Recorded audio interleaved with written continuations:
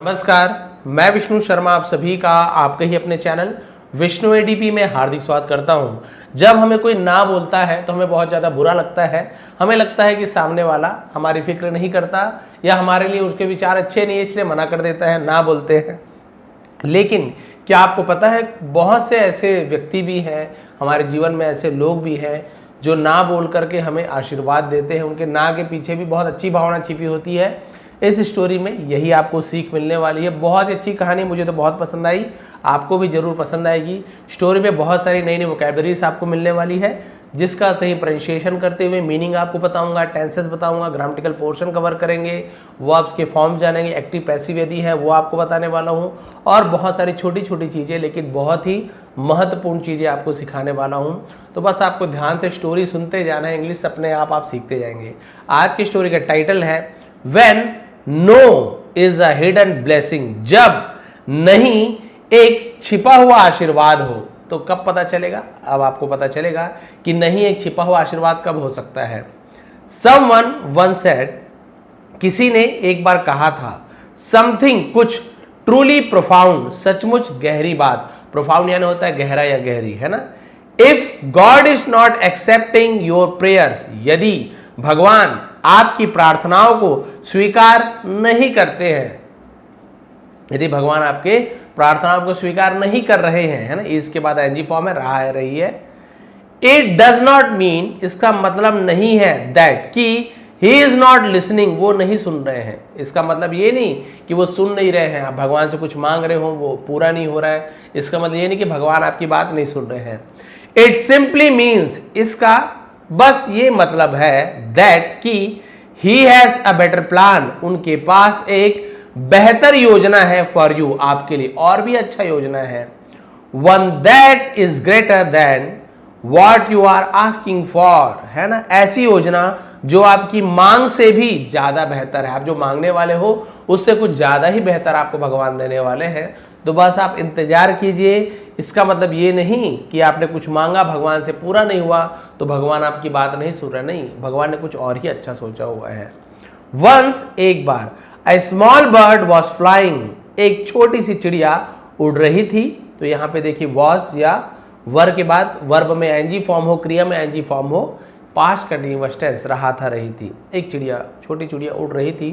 Through यानी होता है में से, किसमें से? अ फॉरेस्ट, एक जंगल में से उड़ रही थी। विथ हर फैमिली, अपने परिवार के साथ, विथ यानी साथ।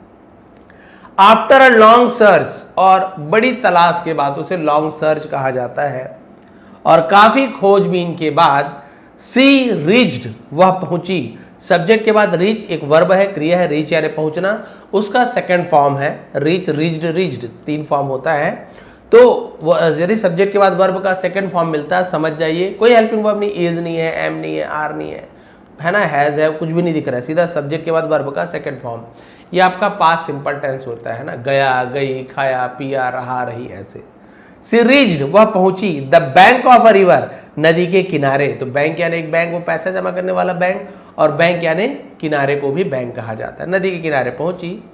ऑन बोथ साइड्स, दोनों तरफ, बोथ यानी दोनों, दोनों होता है, दोनों तरफ, ऑफ द रिवर, नदी के, स्टूड, खड़े थे, स्टैंड का स्टूड हो जाता है, टॉल, ऊंचे, स्ट्रॉन्ग ट्रीज, मजबूत पेड़ खड़े थे।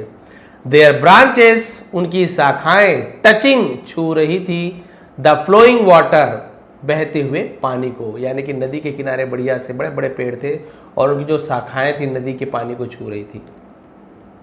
The bird thought this would be a perfect place, तो उस चिड़िया ने सोचा, विचार किया, तो थिंक का सेकेंड फॉर्म होता है थॉट। दिस वुड बी, ये होगा, वुड बी यानी होगा, है ना, एक परफेक्ट प्लेस, सबसे उचित जगह, टू बिल्ड, बनाने के लिए, अ नेस्ट, घोंसला, फॉर, के लिए, हर फैमिली, अपने परिवार। तो अपने परिवार के लिए घोंसला बनाने के लिए बहुत ही अच्छी जगह होगी। सी अप्रोच्ड वन लार्ज ट्री, वह पहुंची एक बड़े से पेड़ के पास, एंड पोलाइटली, और विनम्रता से, रिक्वेस्टेड, विनती की। पेड़ से क्या बोल रही है देखिए, I have been searching for a strong and safe place for a long time, समय दिया हुआ है लंबे समय से। हैव बीन का यूज किया गया है, आईएनजी फॉर्म लिखा हुआ है ना, आईएनजी फॉर्म है वर्ब में। ये आपका होता है प्रेजेंट परफेक्ट कंटिन्यूअस टेंस। कोई काम आप कर रहे हो, मैं खेल रहा हूं, मैं दौड़ रहा हूं, मैं भाग रहा हूं, वो सो रहा है, लेकिन उसके साथ आपको समय बताया गया हो, इतने समय से, इतने दिनों से, संडे से, मंडे से, तो आपका प्रेजेंट परफेक्ट कंटिन्यूअस टेंस होता है। यहाँ पे फॉर और सिंस का यूज किया जाता है। लॉन्ग टाइम फॉर का यूज किया गया है। 2 दिनों से, 2 घंटों से, 4 महीनों से, 10 सालों से फॉर का यूज किया जाएगा। बट यदि दिन का नाम दिया है, जैसे 4 दिन बोलूंगा तो फॉर लगेगा, बट बोलूंगा संडे से, मंडे से, ट्यूसडे से, तो सिंस संडे, सिंस मंडे। यदि बोलूंगा जनवरी से, फरवरी से, तो सिंस लगेगा। वही मैं बोल दूंगा 2 महीने से, 3 महीने से खोज रहा हूं, तो वहां पे क्या लगेगा, 2-3 महीने गिनती आ गया, तब आप वहां पे फॉर लगाओगे। और महीने का नाम दिया है जनवरी, फरवरी, मार्च, अप्रैल, है ना, तो आप सिंस का यूज करोगे। वैसे बोलेंगे 3 साल से, 4 साल से, तो फॉर लगाओगे। लेकिन बोलोगे 1927 से, 2024 से, ईयर का नाम बताओगे तो सिंस लगेगा। ये आपका सिंस और फॉर का रूल है। यदि आपको टेंस बहुत डिटेल में सीखना है तो आप मेरी मेंबरशिप ज्वाइन कर सकते हो। ज्वाइन बटन है सब्सक्राइब बटन के बगल में, वहां पे पूरा टेंस एक एक पार्ट मैंने क्लियर समझाया, आप लोग जा सकते हैं वहां पे, है ना, कर सकते हैं सब्सक्राइब। तो उसने कहा कि आई हैव बीन सर्चिंग, मैं ढूंढ रही थी, तलाश कर रही थी, फॉर यानी के लिए, एक मजबूत और सुरक्षित जगह, फॉर अ लॉन्ग टाइम, लंबे समय से तलाश कर रही थी। मे आई बिल्ड, क्या मैं बना सकती हूं, तो मे, जब हम किसी से अनुमति लेते, परमिशन लेते, तो मे का यूज करते, मतलब तो वही सकता, सकती होती है, बट कैन का यूज नहीं करते, मे का यूज करते, फॉर्मल वर्ब है। तो जैसे हम बोलते हैं मे आई कम इन, क्या मैं अंदर जा सकता हूँ, क्या मैं अंदर आ सकता हूँ। मे आई गो आउट, क्या मैं बाहर जा सकता हूँ। तो मे आई हेल्प यू, क्या मैं आपका मदद कर सकता हूँ, तो मे का यूज किया जाता है, सकना, बट पोलाइट है। मे आई बिल्ड माई नेस्ट, क्या मैं अपना घोंसला बना सकती हूँ, ऑन योर ब्रांचेस, आपकी शाखाओं पर, एंड लिव हियर, और यहाँ रह सकती हूँ, विथ माई फैमिली, मेरे परिवार के साथ। अब वो उस बड़े से पेड़ से पूछ रही है, बड़े ही विनम्रता से, क्या मैं घोंसला बना सकती हूँ अपने परिवार के लिए। द ट्री फॉर्मली रिफ्यूज्ड, पेड़ ने, फॉर्मली यानी होता है बड़े दृढ़ता से, मजबूती से, तो आई आर एक साथ हो तो इसे फिर्मली नहीं पढ़ेंगे, फॉर्मली, आई आर को अ पढ़ा जाता है। जैसे कि है ना BIRTH, तो इसे बिर्थ नहीं पढ़ते, हम पढ़ते बर्थ, बर्थ यानी जन्म, है ना। तो आई आर एक साथ हो तो इसे अ पढ़ा जाता है, तो इसे फिर्मली नहीं बोलेंगे, मतलब फॉर्मली, फॉर्मली, र भी थोड़ा साइलेंट हो जाता है ना, बर्थ, फर्मली, रिफ्यूज यानी इनकार कर देना। तो पेड़ ने बड़े ही मजबूती से, दृढ़ता से इनकार कर दिया। नो, नहीं, you can not build your nest here, है ना। यू कैन नॉट, क्या मॉडल वर्ब का नेगेटिव सेंटेंस है, कैन नॉट नहीं कर सकते, बिल्ड यानी बनाना, तुम बना नहीं सकते अपना घोंसला यहां, तुम अपना घोंसला यहां नहीं बना सकती। गो, जाओ, एंड फाइंड अनदर ट्री, जाओ और दूसरा पेड़ ढूंढ लो। दिस फॉरेस्ट इज बिग, यह जंगल बड़ा है। आई हैव नथिंग, मेरे पास कुछ भी नहीं है, टू डू विथ यू, तुम्हारे साथ करने को, या तुमसे कोई लेना देना नहीं है। पेड़ ने मना कर दिया, मुझे तुमसे कोई लेना देना नहीं है, कुछ भी नहीं है तुम्हारे साथ करने को, इस पेड़ में, मतलब मेरे शाखाओं पर बनाने नहीं दूंगा तुम्हें मैं घोंसला, बहुत बड़ा जंगल है, जाओ किसी और पेड़ के पास। डिसअपॉइंटेड, जिसे हम बोलते हैं हताश होकर, निराश होकर, एंड हर्ट, निराश और दुखी होकर। द बर्ड, यहां पर भी देखिए बर्ड, बिड नहीं बोल रहा, बिड नहीं बोल, अभी आपको पता है ना आई आर को आ पढ़ा जाता है, बर्ड, है ना। तो बहुत से लोग नए नए जब इंग्लिश सीखते हैं यही सब कंफ्यूजन होता है कि अरे सर ये तो बहुत ज़्यादा परेशानी है। तो देखिए जब आप स्टोरी सुनते हैं तो मैं छोटी छोटी चीज़ें बताता हूँ जो लाइफ टाइम आपको याद रहती है। तो जैसे मैंने बताया ना, बर्थ, बर्ड, फॉर्म, है ना, तो आई आ रहा है तो अ। The bird flew away, fly का फ्लू हो जाता है सेकंड, उड़ गई, विथ हर फैमिली, अपने परिवार के साथ वहां से उड़ गई। एज दे लेफ्ट, और जब वे, है ना, जाते समय, they spoke negatively about the tree, है ना। नेगेटिवली के मतलब क्या होता है, नेगेटिव आपने सुना है, उससे नेगेटिवली नकारात्मक चीजें, यानी बुरी बुरी बातें बोल सकते हैं। तो स्पीक का सेकंड फॉर्म स्पोक। तो जाते समय उन्होंने पेड़ के बारे में, अबाउट यानी के बारे, पेड़ के बारे में नकारात्मक बातें कही।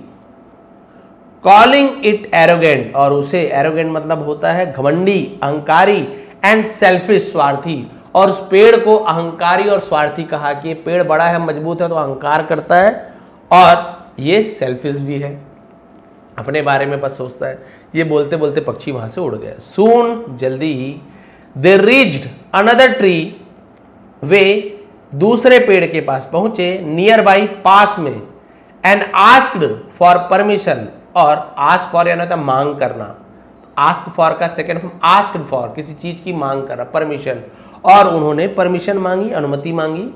तो वो जो जैसे नदी के इस पार वो पेड़ था, तो इस पेड़ के और थोड़े पास में एक और पेड़ था मजबूत, उड़ते हुए इसको बोले, भला बुरा बोल के उड़ गई और दूसरे पेड़ से जाके अनुमति मांगी। दिस ट्री हैप्पीली अग्रीड, और ये पेड़ बड़े ही खुशी से राजी हो गया। ये पेड़ ने बिल्कुल अहंकार नहीं दिखाया, मजबूत था, बड़ा था, ये भी बोला हाँ बिल्कुल रह सकते हो, घोंसला बना सकते हो। The bird and her family, पक्षी और उसका परिवार, बिल्ट, बनाया। तो देखिए बिल्ड का सेकेंड फॉर्म बिल्ट है ना, BUILD, ये फर्स्ट फॉर्म होता है, बिल्ड यानी बनाना। अब बनाया ऐसे बोलना है, second form past simple tense, तो इसी का सेकेंड फॉर्म में लास्ट का टी हो जाता है, डी का, बिल्ट, बनाया। देयर यानी उनका या अपना के लिए देयर का यूज करते हैं।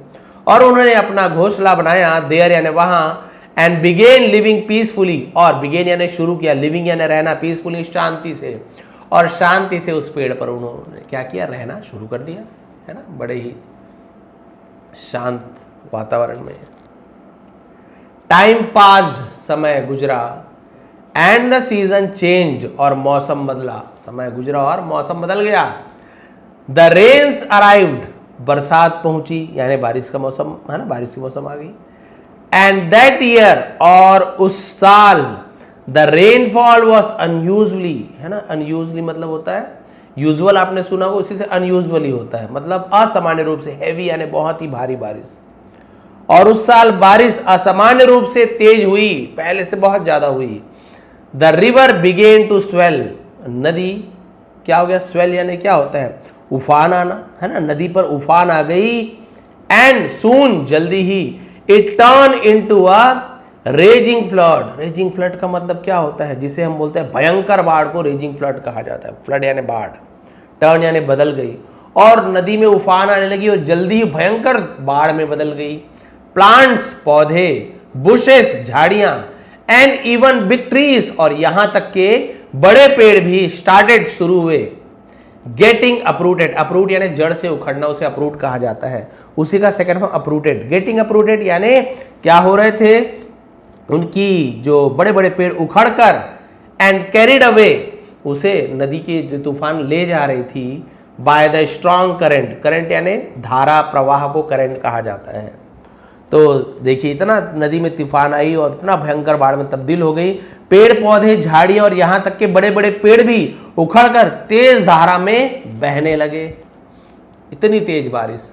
द फर्स्ट ट्री, पहला पेड़ जिसे मना कर दिया था, द वन, है ना वो वाला, दैट, जो, दैट हैड रिफ्यूज, जिसने मना कर दिया था, तो हैड के बाद रिफ्यूज्ड, रिफ्यूज का थर्ड फॉर्म रिफ्यूज्ड, सेकंड में रिफ्यूज्ड होता है, तो हैड के बाद यदि थर्ड फॉर्म हो तो पास्ट परफेक्ट है, दिया था, लिया था, चुका था, चुकी, दैट यानी जो भी होता है, जो या जिसने मना कर दिया था, द बर्ड, पक्षी को, वाला पेड़, ऑल्सो गॉट अप्रूटेड, वो भी, गेट का गॉट हो गया पास्ट टेंस में, ऑल्सो गॉट अप्रूटेड, वो भी उखड़ गया, and started drifting in the flood water, और वो भी, ड्रिफ्ट करना यानी क्या होता है, जैसे हम बोलते हैं ना कि पानी में बहने लगना, तेजी से बहने लगना, और वो पेड़ भी जड़ से उखड़ गया और नदी के फ्लड वाटर यानी जो बाढ़ की पानी में वो भी बहने लग गया।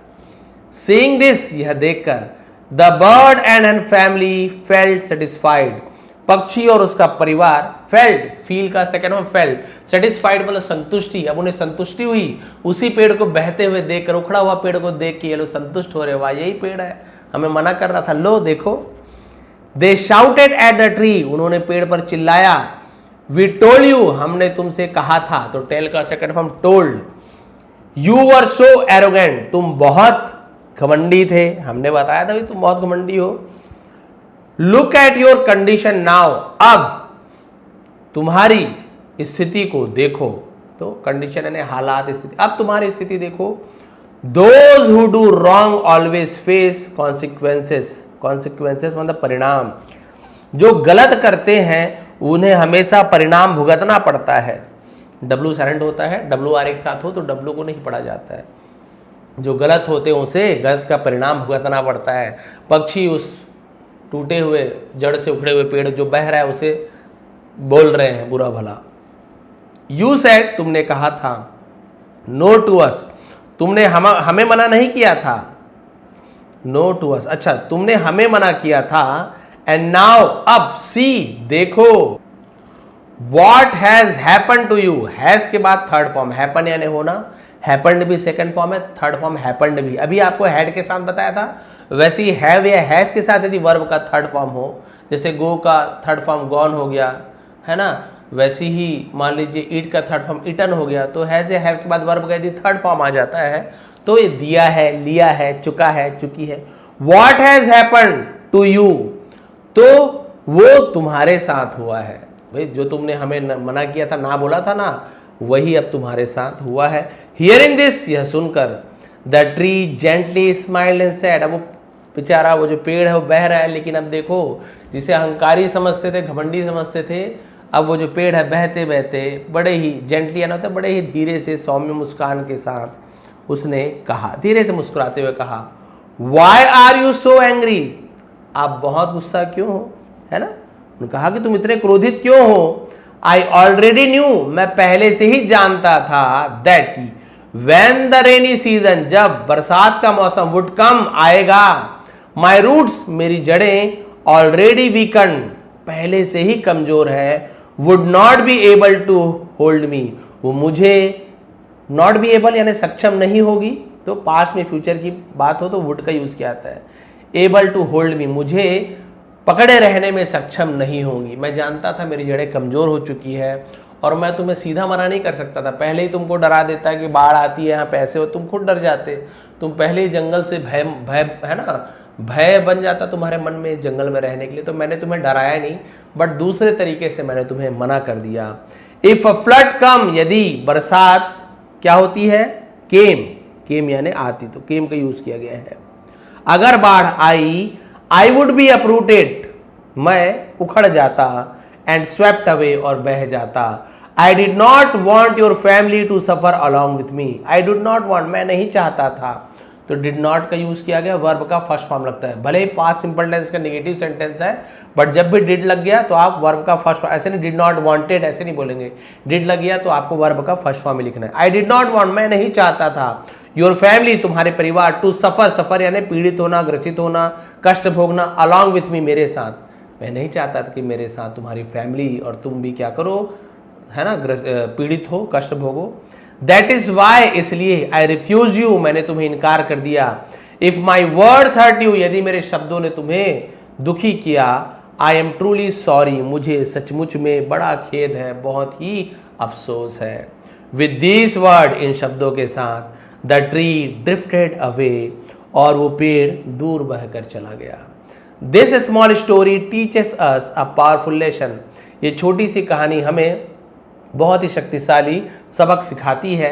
When someone says no, जब कभी कोई नहीं बोलता है, to us, हमें, जब कोई हमें नहीं बोलता है, स्पेशली अवर एल्डर्स, विशेष तौर से हमारे बड़े बुजुर्ग, और या इवन लाइफ इटसेल्फ, या हमारा जीवन भी हमें कई बार कुछ चीजों को नहीं बोल देती है।